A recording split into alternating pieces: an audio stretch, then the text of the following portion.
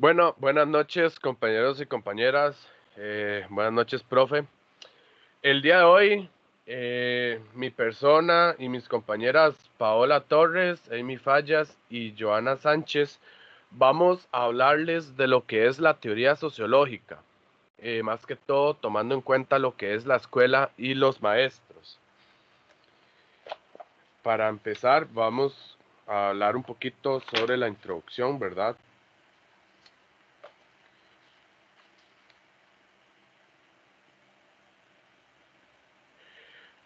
Bueno, dice que para estudiar las funciones que se han asignado a la educación, esto en el marco de las diversas organizaciones sociales, resulta de gran provecho comprender el análisis sociológico que han realizado diversos estudiosos de estos campos.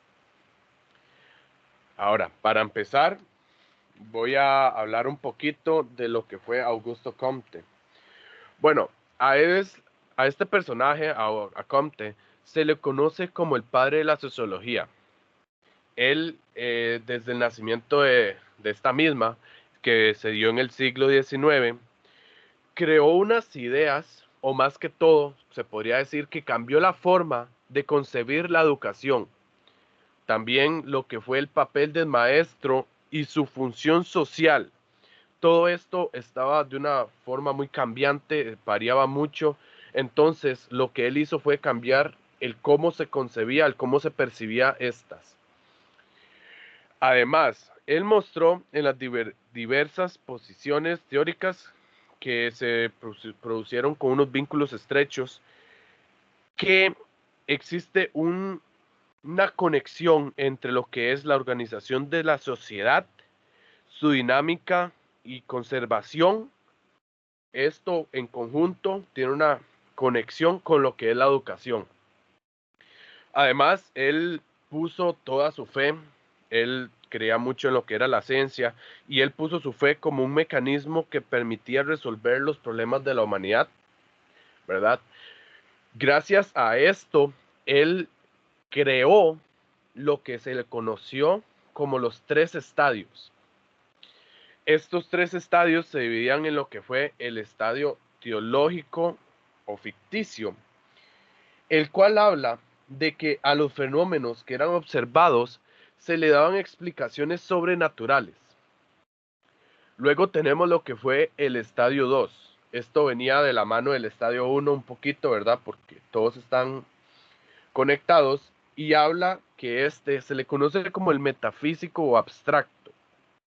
Aquí, a las explicaciones sobrenaturales se les iba a hacer un cambio. Estas explicaciones iban a ser sustituidas por fuerzas abstractas, que, para decirlo de otra manera, se le extraían sus características para así poder sacar ideas de ellas. Ya por último, está lo que era el estadio 3, que era el estadio científico o positivo. Aquí, en este estadio, bueno, a los hechos se explican mediante el razonamiento científico. Esto es muy importante. ¿Por qué? Porque aquí los individuos abandonaban su deseo de explicarse los fenómenos que no estaban al alcance de su razonamiento, fenómenos que sucedían y ellos no lograban darles explicaciones. Ellos abandonaron ese deseo de darse una explicación y por eso a este estado constituyó el más avanzado de la humanidad, ya que es en el que prevalece el desarrollo científico. Ahora bien, Comte además dijo que la sociología es la ciencia que subordinaba a las demás, ya que esta ciencia debía estudiar por una parte lo que era la estática social, que es el consentimiento universal que tienen las diversas partes, ¿verdad?, del sistema social, y que todo esto es lo que conduce a un orden en la sociedad como tal, ¿verdad? Y por otra parte, habla de lo que es la dinámica social. Esta es la que conduce a un progreso y a un desenvolvimiento del orden de la humanidad. Además, Conte también dijo que para lograr el equilibrio y la armonía social se requería enseñarle a los ciudadanos lo que era el altruismo, la buena voluntad y la aceptación de una autoridad moral fundada en la ciencia, ya que como pudimos ver, él estableció su fe en lo que fue la ciencia, tal y como dije anteriormente, ¿verdad? Ahora, él dijo que la escuela era la que estaba encargada de lograr, mediante la educación positiva, el predominio de los instintos simpáticos sobre los egoístas, ya que la humanidad, si no lograba este predominio o esta relación entre todos, lo que iba a lograr era que se viniera a una extinción o más que todo a muchos problemas, dado que no iba a haber una buena relación entre la comunidad, ¿verdad? Ahora, el siguiente eh, filósofo, el siguiente personaje del que les voy a hablar, se trata de el señor Emilio Durkheim. Este señor, que lo que trata es más que todo de lo que fue la concepción educativa. Él, bueno, gran parte de su obra, ya que él escribió un libro muy importante sobre la sociología, él la dedicó a lo que fue el estudio sociológico de la educación, ya que él consideraba que, bueno, la educación es un elemento muy fundamental para la unión de una nación como tal. Él se basó mucho en lo que fueron las ideas de Emilio Comte, ya que Comte, como se dice, fue el padre de la sociología, y todas esas ideas que él había creado, Emilio Durkheim las analizó y las implementó en su libro. Bueno, él también consideró muy necesario el explicar a los jóvenes lo que era la naturaleza de la solidaridad social y de los vínculos colectivos para que todo fuera como un solo fundamento moral. ¿Por qué? Porque esto iba a lograr que se creara una sociedad laica y moderna. Ahora bien, es muy importante también destacar que él creía o decía que era tarea de la escuela formar al ser social que aseguraba el equilibrio y la conservación de la sociedad. ¿Por qué? Bueno, porque de nada servía o de nada serviría una educación que resulte mortal para la sociedad que la pone en práctica. O sea, las ideas no podían ir en contra de lo que la sociedad en ese momento estaba viviendo. Ahora bien, también Durkheim consideró que no era posible concebir la educación en términos abstractos y históricos. ¿Por qué? Porque bueno, él creó una crítica a los idealistas que hablaban de lo que era la educación perfecta, ya que se creía que era una educación válida para todos. Pero si se tomaba en cuenta lo que era la historia como tal, se podía encontrar que ningún dato decía esto, que ningún dato decía que existía una educación perfecta. ¿Por qué? Porque la educación había tenido una variación infinita, la cual se había dado según el tiempo y el país.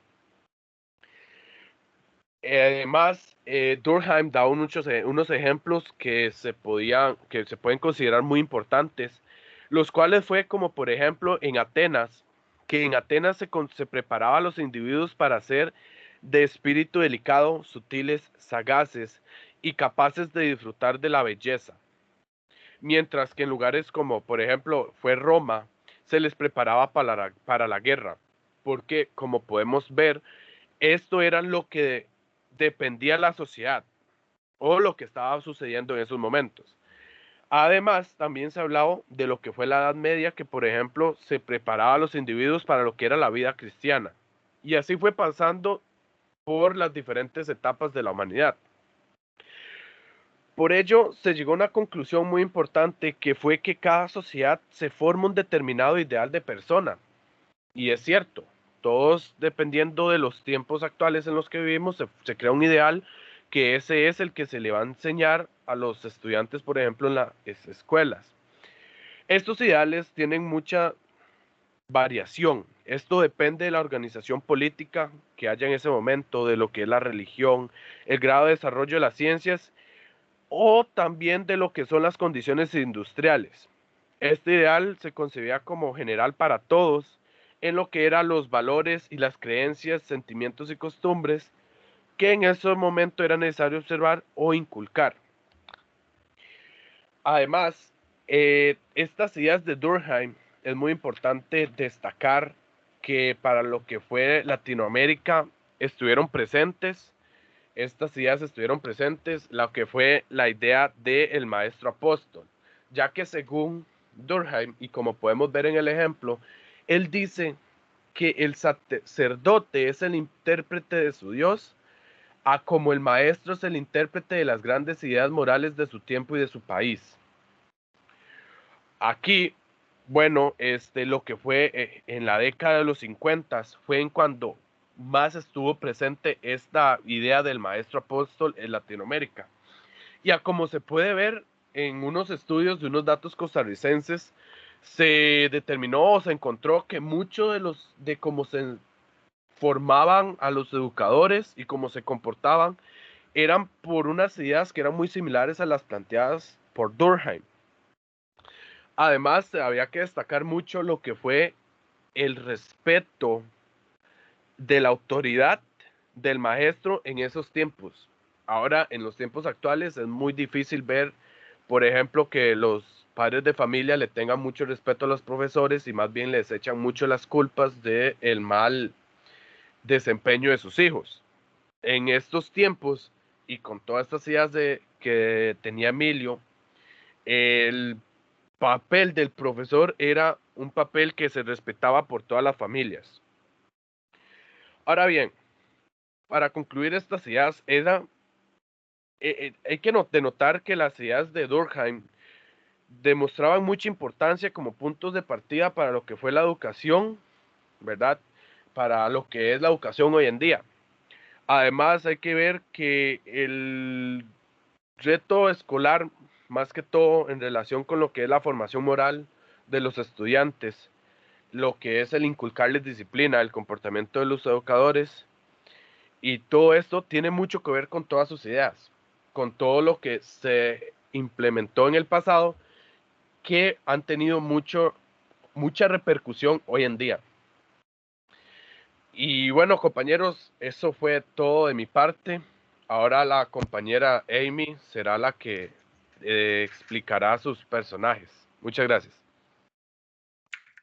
Gracias, Axel, y buenas noches, profesor y compañeros.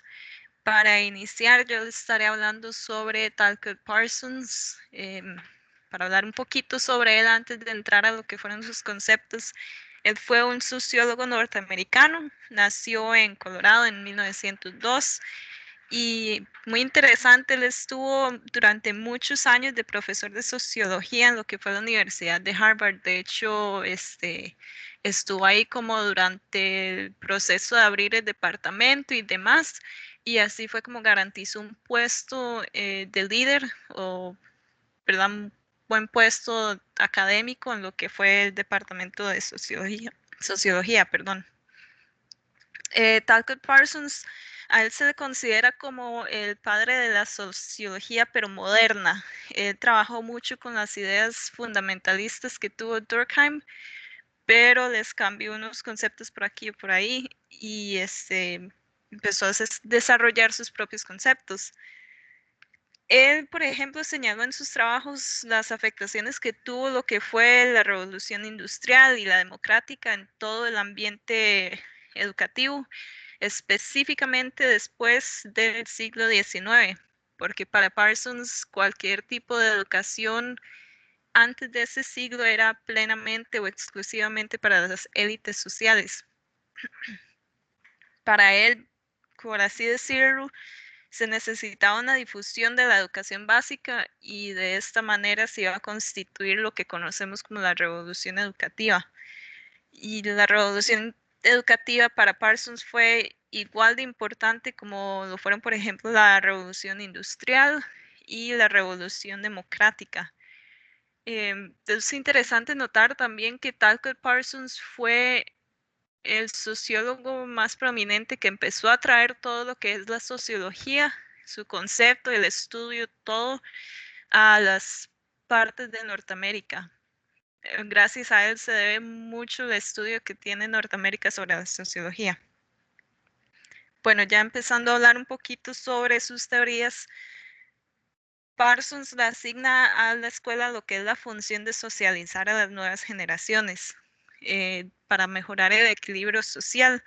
Entonces, de esta manera iban poco a poco transformando la estructura social a lo que tenemos ahora, la sociedad moderna. Él básicamente basa su creencia mucho en lo que es la meritocracia. Para hablar un poco de lo que es esto, es básicamente seleccionar a las personas basadas en sus méritos. De esta manera, entonces, tenemos una diferencia muy importante sobre lo que hablaba Durkheim antes o anteriormente del maestro apostol. Parsons no tenía esa misma creencia. Él dice que todo profesor se debe de enfatizar en lo que es la objetividad y cientificidad y todo área intelectual de su persona. Por eso se debe de seleccionar a esa persona para el puesto basado en sus méritos y en sus conocimientos sobre lo que él está haciendo para poder llegar a un buen objetivo que cumpla con los marcos sociales. Siguiendo un poquito, vamos a ver por acá. Sí, él también hablaba que básicamente por esto mismo meritocracia y la revolución educativa se empezó a dar el cambio fundamental entre lo que eran los privilegios de la aristocracia y el absolutismo que se notaba antes mucho en el ámbito educativo, como se mencionó antes del siglo XIX. Aquí en estas partes específicamente es donde se empezó a dar el rol de la revolución educativa, ya cuando se empezó a abrir la educación hacia las demás personas. Básicamente, para seguir acá y enfocándonos un poco en lo que es la concepción educativa de Parsons ya en Latinoamérica, en palabras sencillas, la educación la consideraban como un mecanismo necesario para lo que era el desarrollo de los países. Entonces, al empezar a incorporar la educación como un concepto como de inversión, fue donde empezó a darse ese cambio que mencionaba antes del maestro apostol y ser reemplazado por maestros con funciones técnicas concretas. De esta manera también se creía que el país iba a poder desarrollarse más no solo de manera social, sino lo que era económica y política también. Gracias a, ¿verdad?, ese mismo objetividad y cientificidad de sus trabajos, porque ya los educadores no se enfatizaban tanto en lo que era el compromiso y la mística que tenían antes, y corriendo esa enfatización a lo que es ser objetivos, así logramos que los resultados educativos que tenía la educación al formar personas sean neutrales y ellos constituyan con cuadros calificados en la estructura social requerida. En otras palabras, ¿verdad? Es casi enfocándonos mucho en lo que es la meritocracia. En otras palabras, se impone teóricamente esta ideología no solo política, sino también educativa. Entonces, para dar un pequeño resumen, porque él sí tenía mucho en lo que trabajó, de hecho no se sabe muy bien si escribió más de 100 libros o más de 200, por el hecho de que trabajaba con tantísimos autores distintos, y entre ellos están los libros El sistema de las sociedades modernas y El sistema social, como uno de los más destacados. Para resumir, Talcott Parsons creía mucho en lo que era la sociedad fundamentalista, como lo mencionaba Durkheim. Sin embargo, enfocándonos en aspectos con la meritocracia, ya le quita todos esos privilegios que tenían antes los aristocráticos, quita todo lo que era el absolutismo de la educación y la sociedad y en su lugar empieza a enfocarse en la meritocracia en sí. Que recuerden es la selección de individuos para un puesto basándose en sus conocimientos técnicos para ese puesto. Esto sería básicamente para Talcott Parsons. Él tenía, ¿verdad?, el enfoque educativo de sus creencias no era tan amplio, por así decirlo, como los otros dos que fueron explicados por mi compañero Axel. Y vamos a seguir con la compañera Paola, que nos va a hablar un poco de Louis Althusser. Paola. Bueno, buenas noches, profesor y compañeros. Les voy a hablar un poquito sobre Louis Althusser. Él fue un filósofo francés perteneciente a la corriente marxista que tuvo cierta influencia durante los años 60 y 70. En 1970, Louis introduce una obra llamada Ideología y aportes ideológicos al Estado. Esta obra lo que hace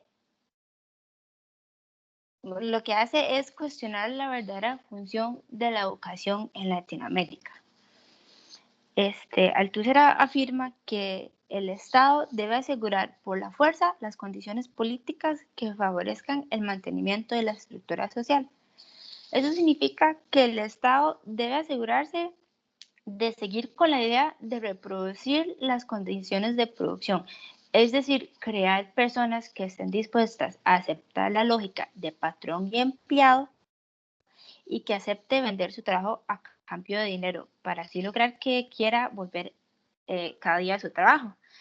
Eso sí, es muy importante que el empleado gane solo lo necesario para así evitar que este también se vuelva parte del capitalismo para el que él está trabajando. ¿Cómo hace el Estado para lograr esto? Bueno, el Estado lo que hace es usar uno de sus aparatos ideológicos dominantes. Los aparatos que forman parte del Estado eran la iglesia, la familia, la escuela, la política, los sindicatos, entre otros. También existían los aparatos represores que usaban un poco más la violencia cuando se les veía necesario. Estos serían la policía, el ejército y la cárcel. Ahora, por mucho tiempo el aparato dominante fue la iglesia, pero esto fue reemplazado por el aparato ideológico escuela-familia. El Estado decidió darle un papel más dominante a la escuela para así poder pasar su ideología a los más vulnerables, que en este caso serían los niños. Esto lo lograron usando a los maestros como instrumentos, ya que en ese tiempo los maestros fueron muy respetados y obviamente la familia o los padres de familia escuchaban mucho lo que les fuera a decir los maestros. Entonces los educadores se encargaron de enseñarle a los niños a sumar, a leer, a escribir y lo más importante era enseñarles a obedecer, porque al final su meta era que los niños salieran de las escuelas con esa mentalidad de que ellos iban a trabajar para alguien y que ellos iban a estar bien con esa decisión y así seguir ese ciclo que mencioné anteriormente de reproducir las condiciones de producción. Bueno, gracias al aporte sociológico de Althusser, también se logró realizar una crítica a los países de América Latina, ya que en muchos de estos, si no en todos de estos, se podía ver cómo la educación beneficiaba a una sola clase social, que en este caso sería la clase alta, que por lo general es la que posee el poder. Gracias a esta crítica, los diferentes países latinos reconocieron que la educación es un elemento básico para el desarrollo social y que debe ser algo accesible para todas las clases sociales, para así lograr un cambio social eficiente. Entonces eso sería un poco sobre Louis Althusser y ahora vamos a seguir con la compañera Joana, que nos va a hablar un poquito sobre Antonio Gramsci. Gracias. Gracias, Paola. Muy buenas noches, profesor y compañeros. A mí me toca hablar de Antonio Gramsci, como lo anunció Paola. Antonio Gramsci tiene unas ideas bastante, diría yo, como profundas, comparándolos con los otros sociólogos que acabamos de escuchar por parte de mis compañeros. Pero primero vamos a empezar por conocer un poquito de quién es Antonio Gramsci. Bueno, Antonio Gramsci era un italiano, un intelectual, filósofo, sociólogo, fue cofundador del Partido Comunista en Italia. Entonces ya se imaginarán, ¿verdad? Un loco por la política, activista político, por supuesto, a un 100%, y fue encarcelado por fascismo. Él prácticamente se puede decir que murió en la cárcel. Un año antes de morir fue que lo dejaron salir por enfermedad y ya luego murió fuera de la cárcel. Conceptos de utilidad para hoy en día, o conceptos en realidad importantes para Gramsci, eran un bloque histórico, hegemonía y consenso. Para Gramsci, un bloque histórico es una situación histórica global que se caracteriza porque un grupo dirigente logra su hegemonía, es decir, mantener el poder político por consenso. La dirección por consenso implica el predominio de la sociedad civil sobre la sociedad política, ¿verdad? Cuando hablamos de hegemonía, él se refería a tener dominio sobre una entidad, que una entidad tuviera dominio sobre otra entidad, y en especial en la parte política, ¿verdad? Pues claro, él era un comunista de corazón. Entonces, por supuesto que él lo que iba a querer era iba a tener esa ideología, ¿verdad? De tener dominio sobre las masas para mantenerse en el poder. O mantener a su gente en el poder. ¿Okay? Con la siguiente diapositiva. Tenemos acá los intelectuales versus los educadores. Textualmente decía: todo grupo social que surja sobre la base original de una función esencial en el mundo de la producción económica establece junto a él orgánicamente que le dan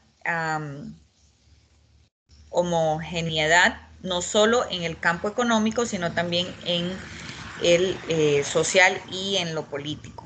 ¿Okay?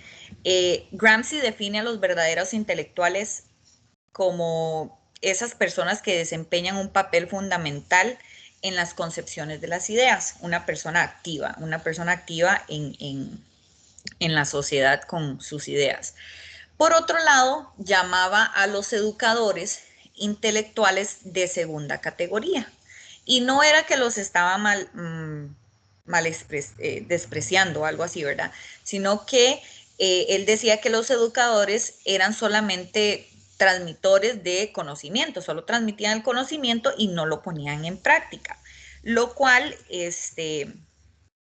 yo ahí difiero un poquito con su idea, porque muchas veces, al menos en Costa Rica, ¿verdad? Tenemos el ejemplo de que los educadores muchas veces se han parado, han sido verdaderos intelectuales ante la sociedad y han hecho grandes cosas por la sociedad, cosas tales como el aguinaldo, ¿verdad? Que estamos disfrutando, o que muchos de nosotros disfrutamos a fin de año, ¿verdad? Fue una lucha entre sindicatos, bueno, claro, ¿verdad? Los sindicatos y los profesores, en este bloque histórico que menciona Gramsci en nuestro país, bueno, en Costa Rica específicamente.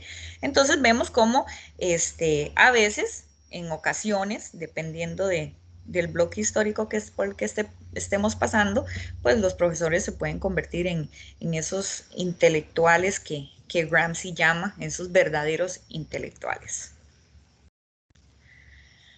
Seguimos con, Gramsci decía que todos los hombres son intelectuales, y sí, él decía que todos los hombres éramos intelectuales, o todas las personas somos intelectuales, pero que no todas las personas jugábamos o cumplíamos un papel de intelectual en la sociedad.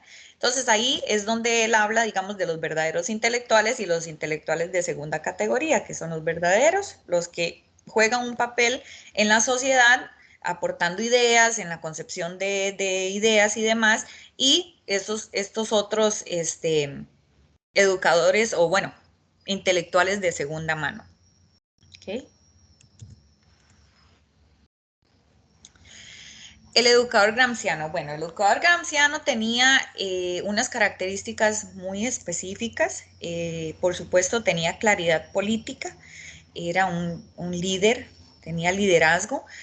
ayudaba a consolidar las sociedades más democráticas y manteniendo la estructura social, y también generaba un sistema de pensamiento. Para Gramsci esto era lo más importante, ya fuera usted o ya fuera la persona un intelectual, un verdadero intelectual o un intelectual de segunda, ¿verdad? Como los llamaba él. Era que yo como educador pudiera transmitir ese pensamiento, pudiera crear esos comentarios críticos o ese pensamiento crítico en mis estudiantes para que ellos se convirtieran en alguien diferente, en un intelectual ante la sociedad, ¿verdad?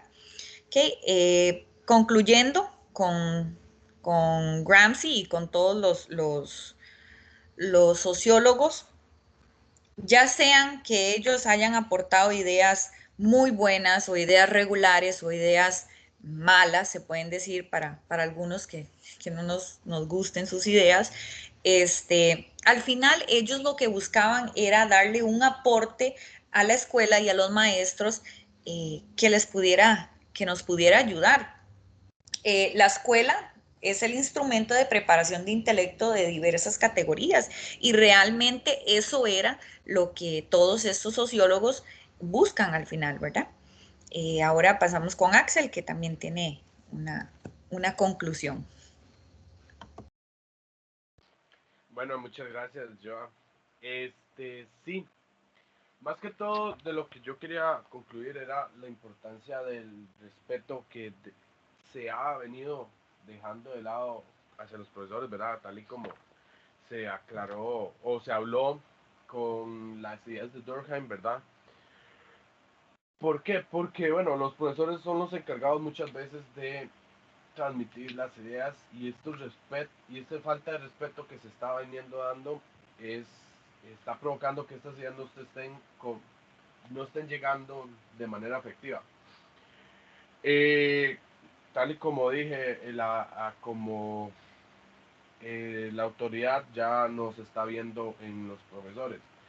También es muy importante destacar el papel importante de verdad que tuvo el padre de la sociología, como fue Comte, cómo él puso su total fe en la ciencia, y así la ciencia a día de hoy ha tenido mucho impacto en lo que es la sociología, tal y como hemos venido viendo en lo que han sido los foros también que nos ha venido dando el profe. Entonces yo considero muy importante esta ciencia, y también pienso que sí es la que está por encima de todas, porque es la que nos prepara para saber cómo tener que comportarnos en la sociedad, y es la que nos ayuda a entender por qué se están dando estos cambios. Entonces, por eso es que yo la considero tan importante.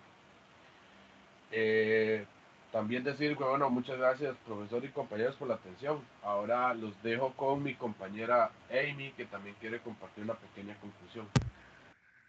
Gracias, Axel. Y sí, para concluir con Talcott Parsons, se puede debatir que él es el padre pero de la sociedad moderna, porque como se discutió previamente, fue gracias a él que, ¿verdad?, el concepto de los maestros apóstoles fue cambiando y en lugar fue reemplazado por lo que es el concepto de maestros con funciones técnicas concretas. No se sabe o no se puede decir exactamente en qué momento fue que cambió o que se dio este cambio, porque, ¿verdad?, es algo bastante complejo en lo que es el ámbito educativo, pero se sabe que se dio. Entonces, gracias a esa formación académica que hemos tenido grandes cambios y desarrollos sociales, y se ha visto particularmente en los casos de Latinoamérica. Eso sería básicamente con Talcott Parsons. Personalmente sí creo que él es como el padre de lo que es la sociedad moderna. En el ámbito de la sociología siempre nos vamos a topar con este nombre, ya sea porque las personas están a favor de él o están en contra de sus creencias, pero siempre se va a mencionar, es un hombre que fue muy destacado en su trabajo. Y De aquí seguiríamos con Paola para que nos comparta algunas de las conclusiones que tiene ella sobre Althusser. Gracias compañeros y profesor por el tiempo y la atención. Bueno, la conclusión que yo tengo, la verdad es que sí es muy cortita. Bueno, gracias a Althusser se logró exponer un poco el rol que tomaban los educadores y la escuela en ese tiempo. Y también se logró ver un poco la desigualdad que existía en América Latina cuando se trata de la educación, que creo que también, bueno, yo creo que eso no ha cambiado mucho, creo que todavía existe un poquito de desigualdad, desgraciadamente. Pero por dicha, esto resultó en un cambio que al fin ayudó el avance del desarrollo social, aunque fuera un poquito. Igual obviamente nos falta un poco más, pero por lo menos tuvo un resultado positivo. Ya con esto concluimos nuestro tema sobre la escuela y los maestros. Muchas gracias, profesor y compañeros, por su atención y espero que tengan una linda noche.